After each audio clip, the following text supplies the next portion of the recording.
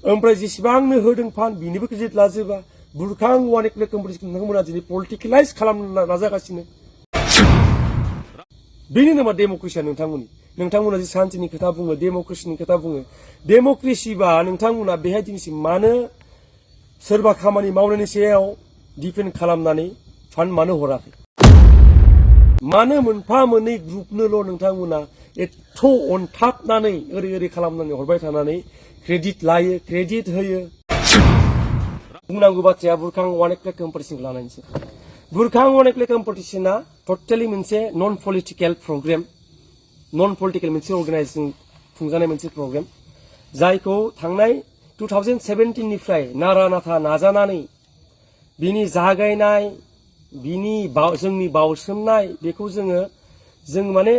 ढोल दामना लानो नागिरो नालाय बेखौ जों जेबो बुंथ'वा नाथाय बेखौ स्पेसियेलि जों सानैया बिराद मोजाङै मिथिगौ बेखौ जों माबोरै खुंबोदों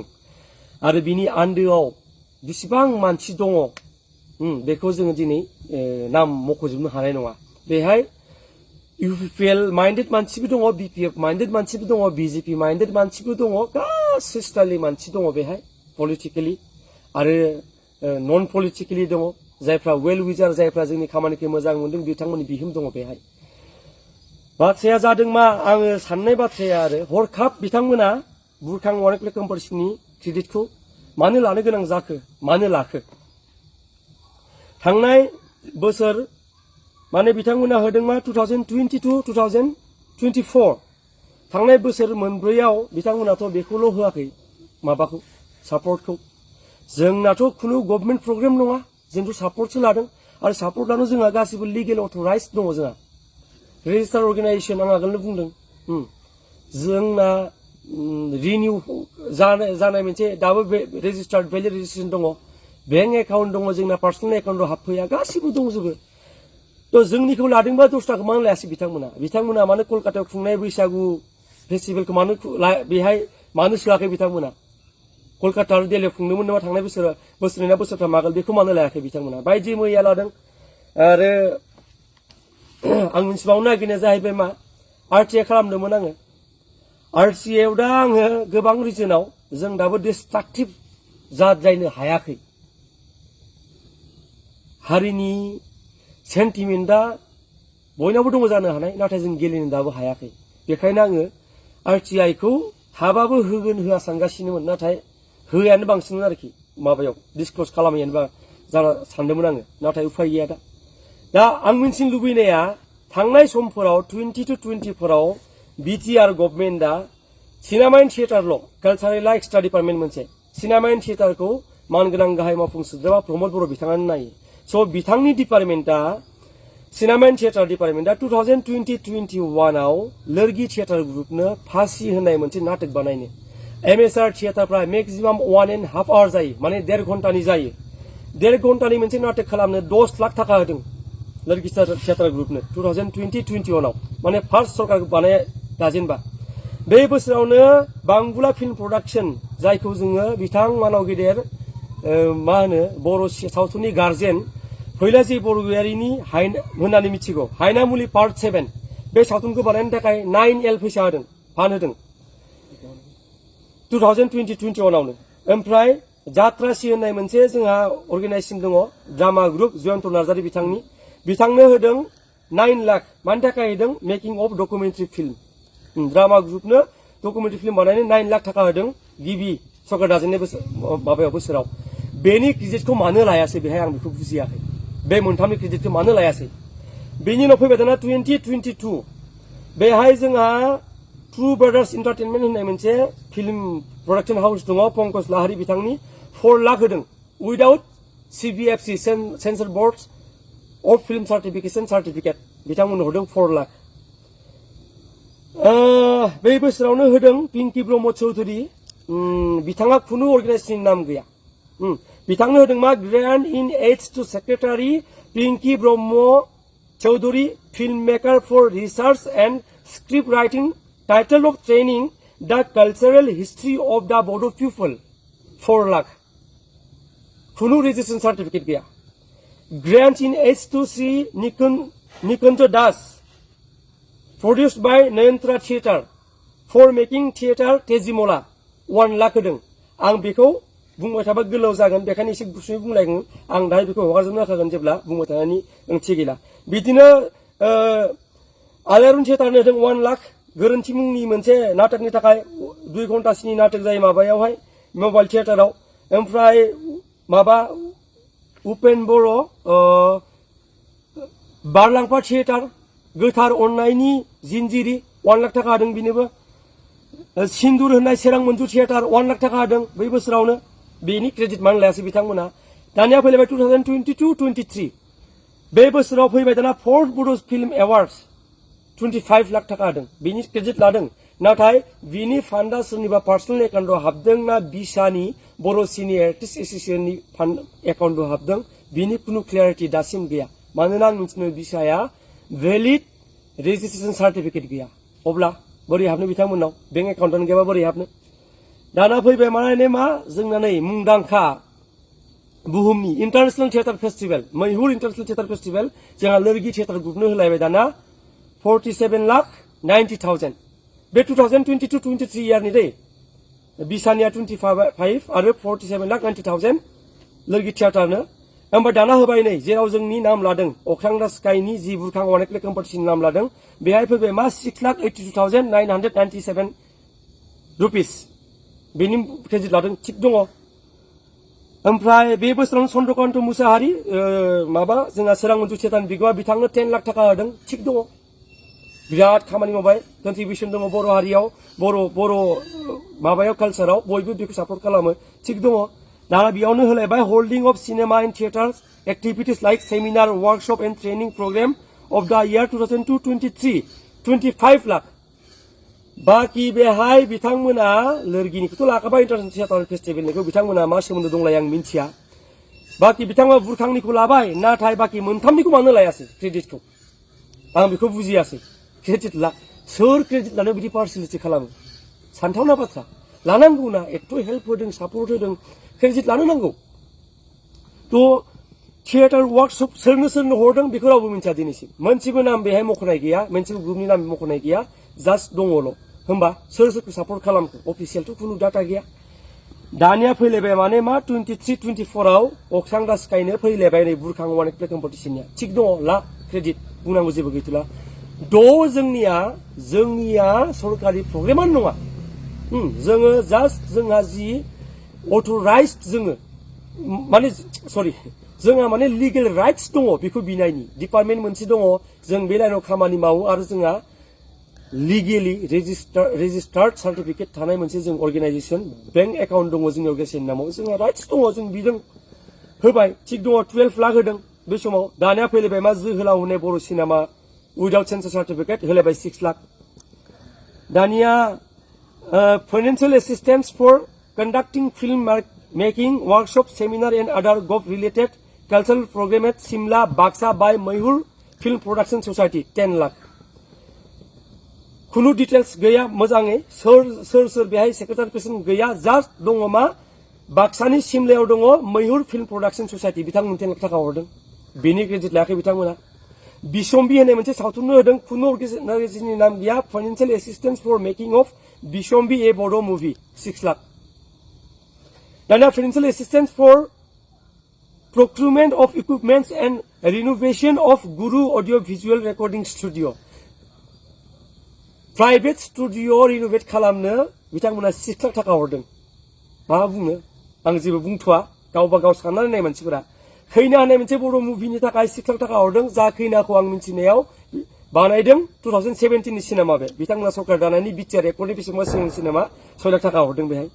बांगुला फिल्म प्रडाक्शन नै जोंहा फैलायबाय दाना बर' सिनेमानि जाय माने मा होनो बिगोमा बिथांमोननो होदों दड' ससियेल मुभि होननानै होदों 20 लाख बे दड' ससियेल मुभि मानो जालायखो दड' बड' लिरनाय दंमोन नामा दड' जाबाय नाथाय बे सेम माबानि थाखाय प्रग्रामनि थाखाय 15 डिसेम्बर 2023 आव मोनसे लिस्ट सार्कुलेट जादोंमोन बेहाय लिरनाय दङ मा 20 बर' मुभिनि थाखाय होदों शर्ट फिल्म मोनसे 20 होननाय दङ इउटिउबाव नुगोन नोंथांमोना बिनि थाखाय 20 लाख थाखा होदों दा बेखौनो आरटिआव सोलायनानै दड' ससियेल मुभि होननानै होदों नाथाय बै सार्कुलेट जानाय जि लिस्ट बेहाय दङ बिसम्बि होननाय बे थांबाय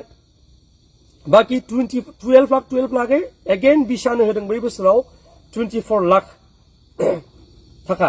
आरो देग्लाय 2024-25 बावैसो साननैसो सिगां जानानै थांबाय थार्ड इन्टारनेशनेल मैहुर थिएटार फेस्टिभेला लोगि थिएटार ग्रुप एगेन बेहाय आं मिथिदों देग्लायबो 50 लाख आं बेखौ देग्लाय मोनथ'वाखै एगेन आं आरटिए खालामगोन बेखौ मोनगोन दा साननो गोनां बाथ्राया मा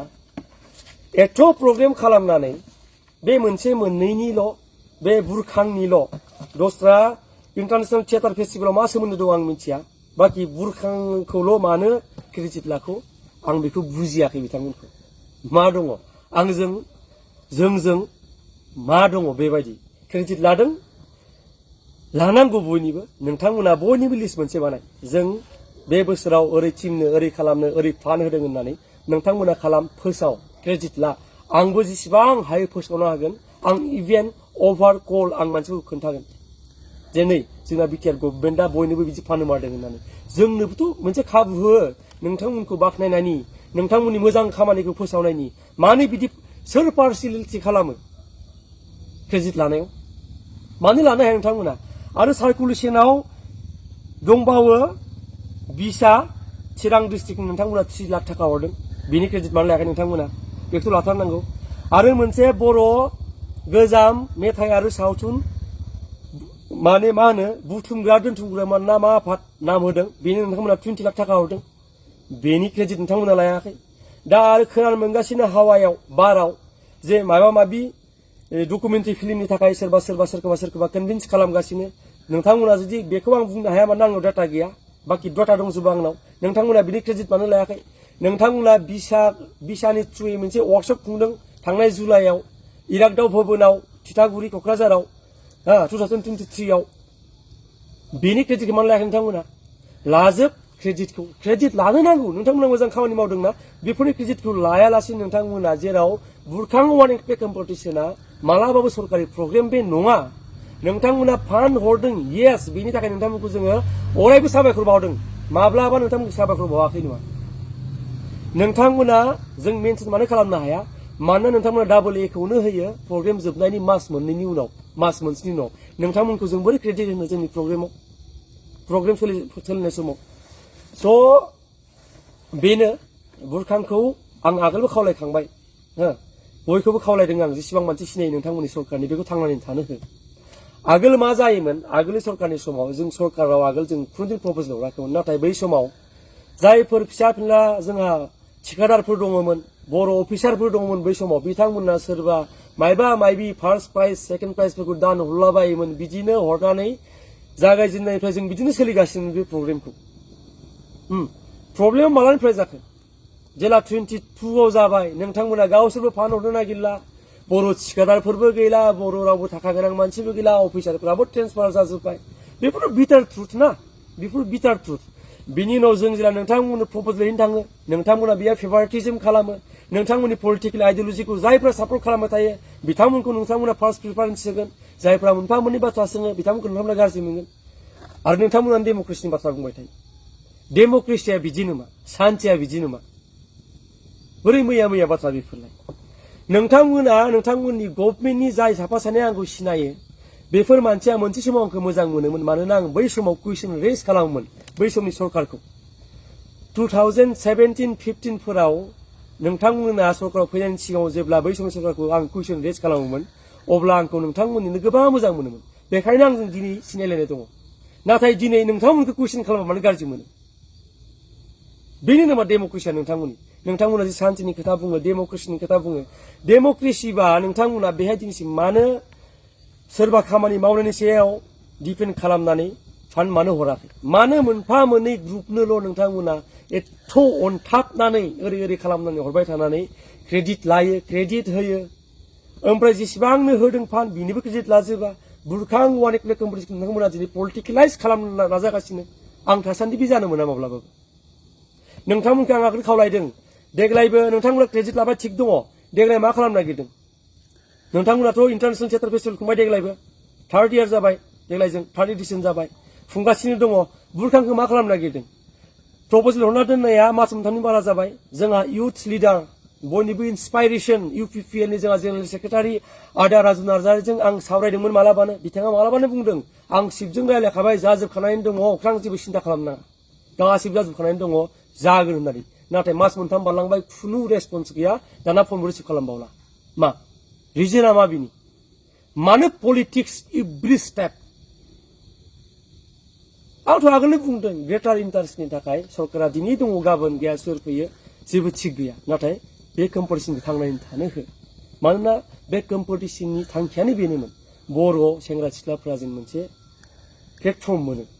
जेन ड्रामानि मोनसे आबहावा सोरजियो जेन लोगो जालायनो हायो बे खना बै खनानि मानसिफोरा जेन लोगो जालायनो हायो मोस्ट प्रबेबलि जों साक्सेसफुल जानो हायाखै नंगौ साक्सेसफुल जानो हायाखै जोङो नाथाय जों नाजागासिनो नाजानायनि अनगायै जोंनि आखायाव मा लामा दङ आं बेखौनो खावलायदों क्रेडिट नोंथांमोना ला बुरखांनिबो ला नाथाय जेसेबां आं बेखौ दिनै डिसक्ल'ज खालामगोन RTI खौ मोनबावनांगौ गोबां दङ आं सेकेन्ड एपिल खालामदों स्टेट इनफरमेसन माबायाव जा कमिसन दङ बेहाय सेकेन्ड एपिलनिफ्राय मा फैयो आं बेखौबो होबावगोन आं दा गोदानै जा 2020 माने मा 24-25 नि बिनिबो होनो थांगासिनो दङ RTI आंनो बिनिबो रिप्लाइ नांगौ नाथाय नोंथांमोना थांनाय बोसोरब्रैयाव जाय अर्गेनाइजेसन फान्ड होदों खामानि मावदों बिनिबो क्रेडिट ला प्लिज मानो नोंथांमोना बिदि गावनि खामानि मावनायखौ एसेना दोननो आरो जोंखौ खाबु मोनसे नोंथांमोनखौ बाख्नायनायनि आरो आं खावलायदों नोंथांमोनखौ जोंनो जेबो नाङा बिसानि नामाव जिबायदि जादों बिदि खालामनाबो खालामनो हायो नोंथांमोना अख्रां दासिखानि नामावनो खालामनानै सोरबा जुदि नोंथांमोननि स्पेसियेल थिकादारनि थ्रुयै खालामनो नागिरदों खालाम नाथाय बुरखां वारेक कम्पिटिसनखौ नोंथांमोना खुं देग्लायबो जों फाइनान्सियेलि बिराद प्रब्लेम दङ बे सैथो इन्टारनेशनेल थियेटार फेस्टिभेलाव नोंथांमोना इन्टारनेशनेलि सोरखौ सोर हेल्प खालामबाय था नाथाय बे जोंनि लकेल ससाइटिखौ जेबो हेफाजाब होनो हाया नोंथांमोना बेखायनो आं खावलायदों लकेल गथ'फोरनि थाखाय लकेल ड्रामा डेभेलपमेन्टनि थाखाय नोंथांमोना बुरखां वारेक कम्पिटिसन खुंदो नोंथांमोना जि खालामो खालाम जों बेखौ अलवेज वेलकाम फै ज' जाजाय खामानि मावनि होननानै आं आगोल खावलायदों नाथाय ज' जाजाय खामानि मावनायनि ओंथिया बे नङा दि नोंथांमोना मा होनो नारजिया गोदै होनबा आं गोदै होनफागोन बे मालाबाबो जानाय नङा नोंथांमोननि मोजांखौ अलवेज सेल्युट खालामगोन आरो नोंथांमोननि जा गाज्रि बेखौ अलवेज फैबाय था दिनैबो बुंगोन मैयाबो बुंदोंमोन गाबोनबो बुंगोन फैबाय थानाय समावबो बुंगोन साबायखर